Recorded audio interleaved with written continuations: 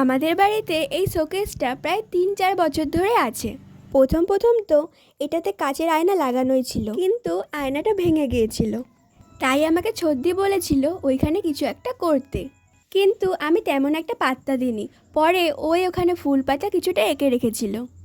এটাই অনেক দিন ছিল, কিন্তু পরে একদিন আমি ভাবলাম এই জায়গাটা যদি একটু বেশিভাবে ব্রাইট করা যায় তাহলে আরও বেশি সুন্দর লাগে।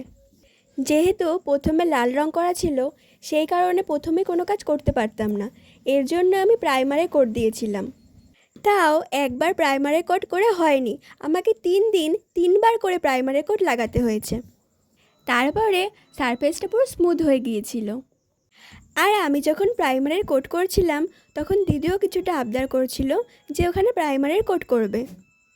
ছবিটা আমি অনেক দিন ধরে এঁকেছি, এর জন্য ভিডিওটাও অনেক বড় হবে, তাই আমি পার্টে আপলোড করব। তোমরা দেখে নিও।